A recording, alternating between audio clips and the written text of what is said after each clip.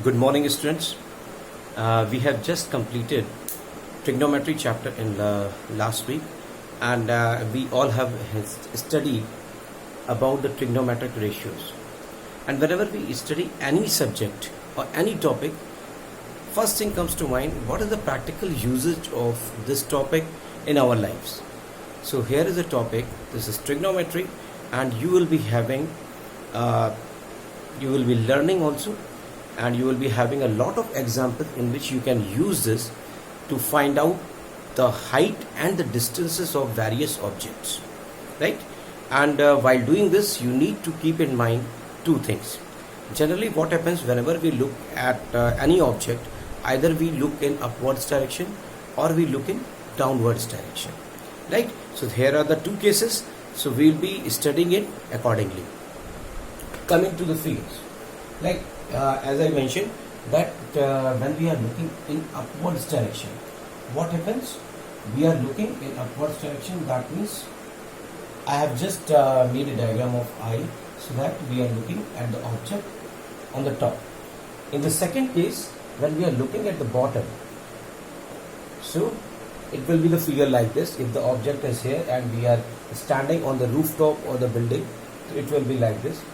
Now what happens? What are the terms which are required? In this case, the angle which is being made, in both the cases, angle is being measured from the horizontal. When I say horizontal, in the ground, when we are standing on the ground, it will always be easy. This will be your theta or the angle, and this is called angle of elevation. Right, and this is your horizontal, correct? But when you are standing on the rooftop, a line has to be drawn parallel to the ground, and that will be called horizontal. And in this case also, angle of this, here you are looking upwards, so it is angle of elevation. When you are looking downwards, it will be angle of depression. So angle of depression will be from the horizontal.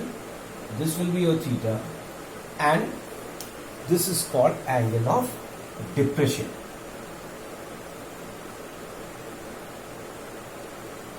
And for calculation purpose, what happens?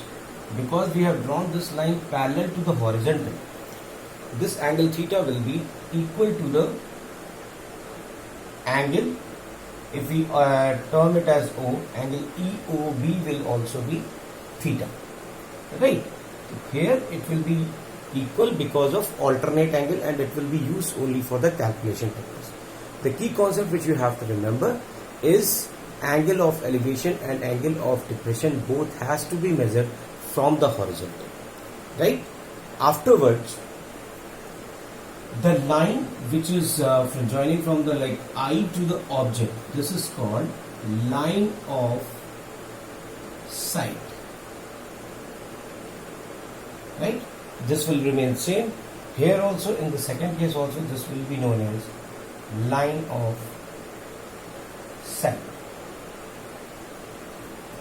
Now, how we are going to use this in practical problems? Let's see in the coming up of questions.